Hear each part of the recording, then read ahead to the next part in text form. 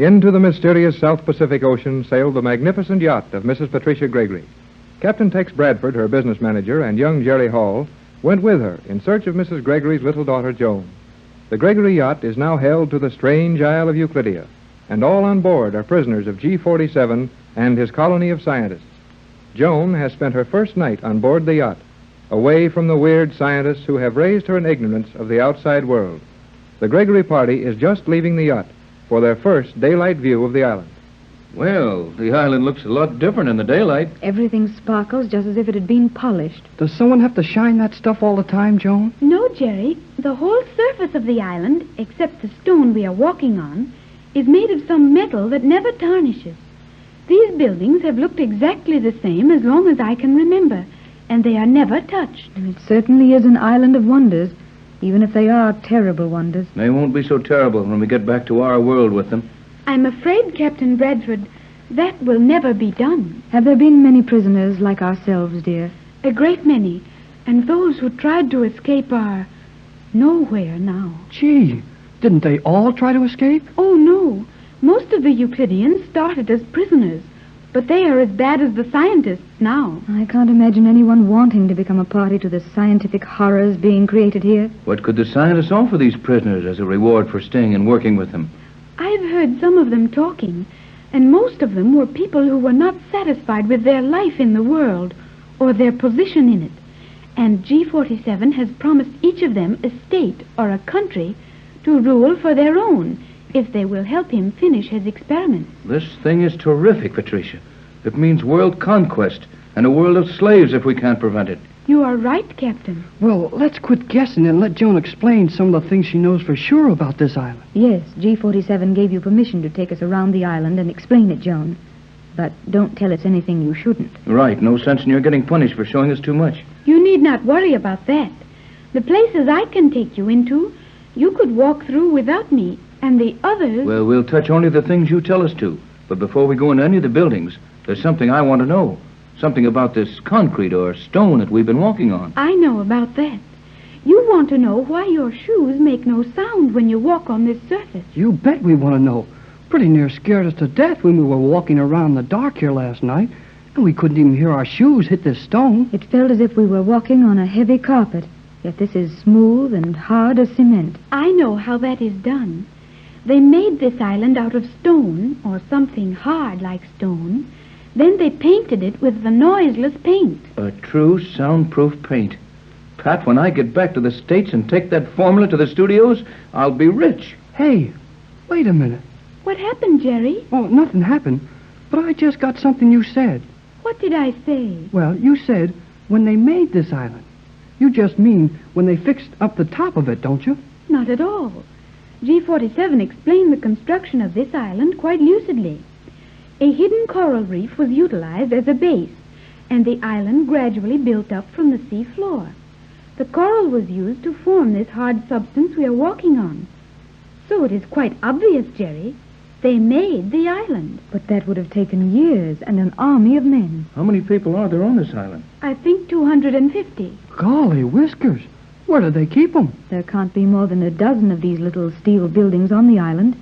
And I know most of these are radio rooms and defense chambers. Where are the people? Everyone lives on the lower level, and most of them work there. Lower levels? How far down does this thing go? There are 10 levels below us, 100 feet. Gee whiz. Gee whiz is very good at this time, Jerry. 100 feet deep. And about 1,000 feet across, eh, Joan? The main circular part of the island is 600 feet in diameter. It is 800 feet between the control houses halfway out on the piers and 1,000 feet to the ends of the piers. Then those piers are 200 feet long. How many of them are there? 12 piers and 8 submarines. Huh? 8 what? Submarines? Why, this is a complete fortress. Where are the submarines now? They are kept between the piers, deep in the water. You enter them from the 50-foot level. Submarines anchored 8 fathoms down, and you board them there. Oh, this is so big it's hard to believe. And think of the damage they could do to the world. Well, what are these little bowl-shaped places on the island floor or roof or whatever this thing we're walking on is called? It is called the roof when we are up here and the ceiling when we are under it. There you are, Pat. I deserved it. What are these little bowls, Joan, dear? It is in those we have our palm garden during the safe days. What do you mean, safe days?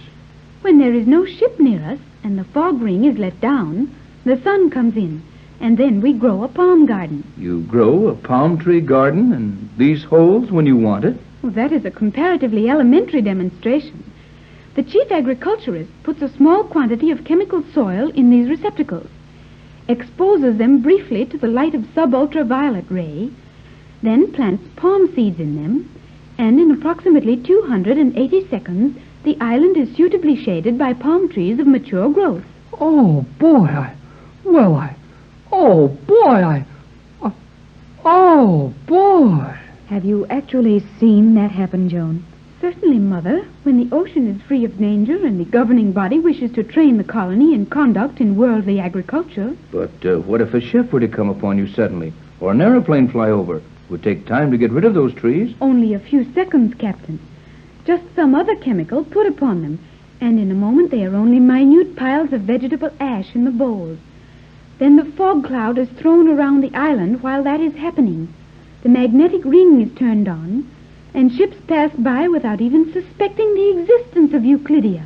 It's almost too much to believe, my dear, but we know some of it is true, so the rest is more plausible. Well, we had one boat that didn't pass the island without knowing it was here. The Euclideans were watching you all the time, and G47 became afraid you might sail away in the night when you were released from the fog ring. So then he ordered the tractive magnets turned on to pull your yacht to the island. How strong are those magnets? I am not sure I can quote it accurately, but the design of the necessary strength in those magnets is based on Maxwell's fundamental equation for the pull.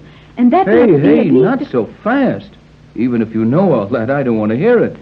All I want to know is how large a boat they will pull to the island, and how far at sea this pull may be felt. I know that some boats have been pulled in which were longer than the piers and had to be destroyed at once as the fog ring would not conceal them. Jiminy Christmas. What happened to the people on those boats? Some of them have joined the scientists in their work, and the others... Oh, I have heard terrible things. My poor Oh, child. don't you worry, Joan. We'll get you out of this quick. I don't know how quick, Jerry, but we'll get out all right. Here is the room where we make our dresses each day for the next day. Well, you didn't make one last night. No, and you looked very charming in one of my dresses, dear. And even if the material of your dress didn't do us any good last night, the time will come when that material will save our lives, and possibly more than that. I do not see how that can be. It is a pretty and useful cloth, but after all, just a cloth. True, dear, but with a cloth that will shield us from the light and sound waves of these scientists, we can secure a little privacy, and Jerry and Tex will try to plan our escape. We will go in the cloth mill now.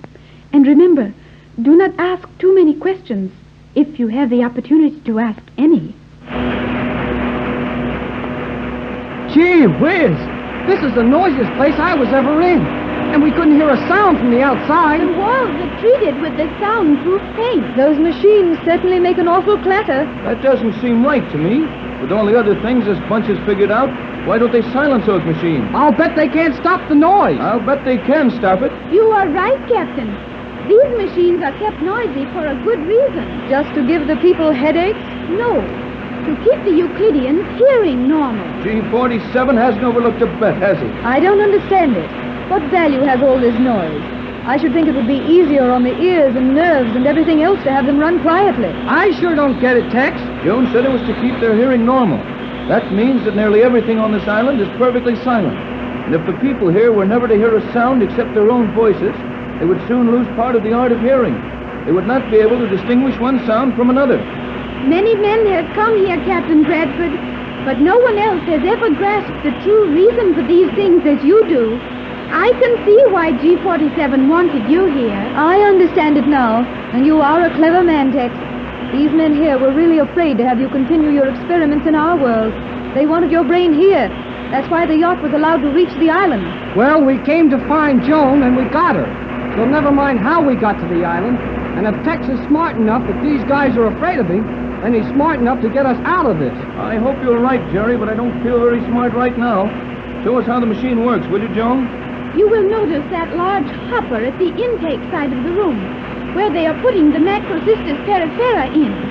That is just ordinary seaweed taken from any kelp bed. Then that wonderful cloth is made from seaweed? Gosh, these fellas are plenty smart, all right. The seaweed is ground up there. Then it goes through all these other machines where they do things to it which I do not understand. Then it comes out on those rollers ready to make dresses of. I do know, however, that before it comes out as you see it, it has gone down to one of the lower levels to a secret laboratory.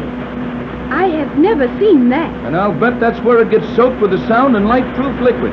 If we could only get our hands on some of that liquid. Right, boy. We could cover the yacht with it and get out of here. Why, the machinery, the noise has stopped. Has something happened? I have never known it to stop at this time of day before. I'll bet it's our fault. Do you think they could hear us talking through all that noise? Probably if they wanted to, but why stop the machinery? The alarm. That gong is only rung when someone is trying to escape from the island.